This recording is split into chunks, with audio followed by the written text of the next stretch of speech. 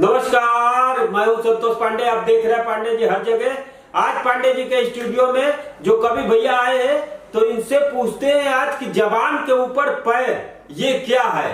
जबान जो है इसके ऊपर पैर ये क्या चीज है, आज इसी विषय पे चर्चा करते हैं। नमस्कार पांडे जी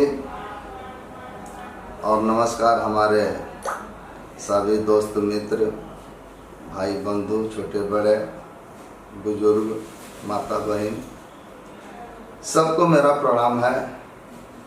नमो बुद्धाय है, धन निरंकार जी है, राम राम जी है, जो जिस भाषा में उस तरीके से सबका मेरा प्रणाम है। पांडे जी जबान पर पैर की बात कहे हैं कि क्या चीज होता है। तो आदमी जबान के ऊपर पैर कैसे रख देता है, इसका मतलब यही है ना कि देखते हैं, प्रयास करते हैं पांडे जी। हम भी प्रार्थना करते हैं गुरु जी से कि कोशिश करें हम कि आपका जवाब दे सकूं। उनकी कृपा बनी रहेगी तभी हो सकता है। पांडे जी एक बार की बात है, सत्संग हो रहा था। सत्संग करते करते जो है काफी समय हो गया था। तो उसमें जो है काफी समय होने को जब थोड़ा जो है गुरु महाराज जो थे उनको थकान हो गया, मतलब समापन करने का बाद तो ज्यादातर लोग पैदल चलते थे, कोई भी वो उतनी साधन था नहीं, पहले की बात है। तो वो जब आए अपने जहाँ उनका स्थान था विश्राम करने का, तो आए तो थोड़ा वो लेट गए।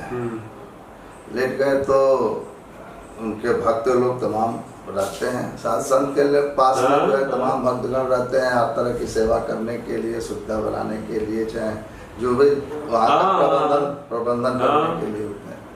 तो देखे कि महात्मा जी काफी थक गए हैं। तो एक महात्मा भक्त जो है उनकी सारी बदन को मतलब वो दबाने लगा, उनको पैर और दबा रहा था। तो काफी थोड़ा उनको राहत मिला शरीर में। सत्संग होने लगता है तो कभी कभी कई रात कई बार कहाँ भागने पड़ जाता है तो हो जाता है। और दूसरी बात ये सेवा है, ये तो करना भी चाहिए, जो माता पिता को करना चाहिए, जिसको भी जितना कर सके बदन दबा देना, उसकी थकान दूर कर देना। हर चीज के इलाज दवाई के थोड़े नहीं है, हर बीमारी का नहीं है। कोई भी कभी थकान हो तो इसके लिए दवा थोड़े करेंगे। तो उनके पैर का तो दर्द सब ठीक आराम मिल गया, लेकिन उनके कमर में दर्द ज्यादा हो रही थी।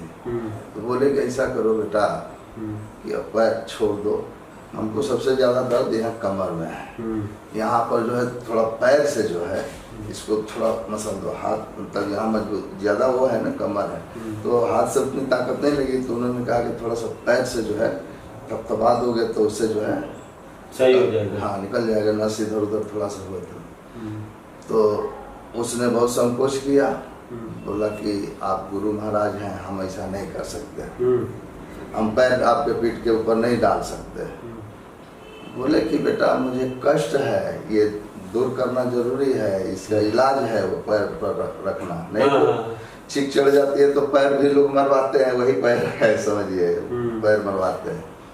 तो उसमें जो है वो जिद पड़ गया। अब ये इनको दर्द हो रहा था, दिक्कत हो रही थी, फिर दवाओं का भी कोई वहाँ व्यवस्था नहीं था, इसी जगह पर थे लोग कुछ खाए। तो कई बार रिपीट किया कि हम मतलब तुमको दोष नहीं दूंगा, चाहे इसका तुम्हारा कोई वो नहीं होगा कि भक्ति में कोई कमी नहीं आएगी और तुम्हारी भक्ति बढ़ जाएगी, तुम हमारा कष्ट दूर कर दोगे तो और हम आशीर्वाद देंगे और होगा। आप करेंगे नहीं, हम ये नहीं, गुरु के पैर नहीं रख सकते शरीर पे। तब उन्होंने कहा कि बेटा तुमने तो मेरे शरीर को इतना समझ लिया कि यही सब कुछ है, मेरे बातों का तुम्हें कोई ख्याल नहीं रहा, उसकी अनदेखी कर दिया। यानी कि जो जीभ से बात चल रही है तभी तो बात निकल रही है, जीभ है तो नहीं होता तो बोल ना पाता। तो लेकिन तुमने पीठ के ऊपर से या शरीर के ऊपर पैर नहीं रखा, तुम अपनी वो धर्म दिखाने के लिए कि हम बहुत वो हैं, लेकिन हमारे जबान के ऊपर तुमने तो पैर रख दिया।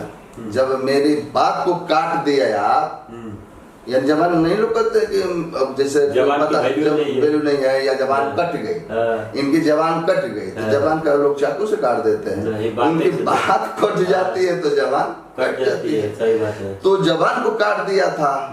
अब बताइए, वहां तो भी मामला पीठ का था, अब कोई कितना मुकदमा होगा जहाँ जबान कटेगा? वहाँ मुकदमा तो वहाँ कोर्ट कचहरी में नहीं होगा, उनके कोर्ट गुरु का भक्ति की बात है, तो कितना माइनस में गया। खूब अपना जो है लेके बना के आया था, खूब ऊंचा ऊंचा चल रहा था, उसका शीर्ष पर था कि मतलब सेवा कर रहा है, मतलब एक है ऐसा कि जो कि सारा चीज वहाँ देखता है, भोजन भी बनाता है, पैर भी दबाता है, तब क्या चाहिए गुरु के लिए? यही सेवा है ना।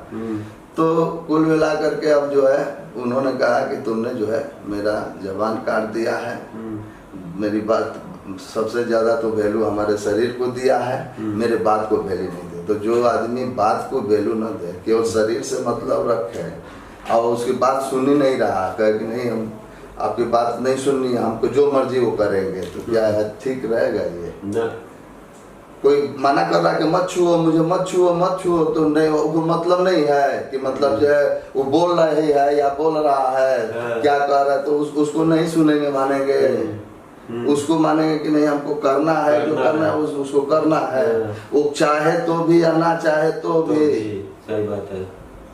तो इसी तरीके से बुलाए हुए ना बुलाए हुए भी लोग जब संग होता है, वहाँ पर अपने सेवादार भी होते हैं उन लोगों की। हमारे मिशन में है कि जगह जगह मतलब दूर दूर तक जो है पूरी ड्यूटी रहती है। अगर कोई सत्संग होता है तो वो देखने के लिए, और सब जो भी आने जाने वाले हैं वो सबसे शीशे झुकाते हैं, हाथ में भले लाठी लिए रहते हैं, वो हाथ में लाठी मारने के लिए नहीं रखे हैं, वो तो हाथ में लाठी इंसान के लिए थोड़े लाठी डंडा है, मनुष्य के लिए, इंसान के लिए, महात्मा के लिए, भक्त के लिए लाठी डंडा गोली बारूद उसके लिए नहीं बनाया गया है। ये तो कुत्ते जैसे, मतलब कुत्ते के लिए भी कोई आयोजन होता है तो नहीं आजाद नाम चीज, तो उसमें उसके लिए वो लेकर खड़े रहते हैं। लेकिन लोग सोचते हैं कि लड़ने के लिए तैयार है, तो लड़ने के लिए तैयार थे, भी मान के चलो कि कुछ करो नहीं ना, तो लड़ने के लिए भी तैयार है। सही बात है।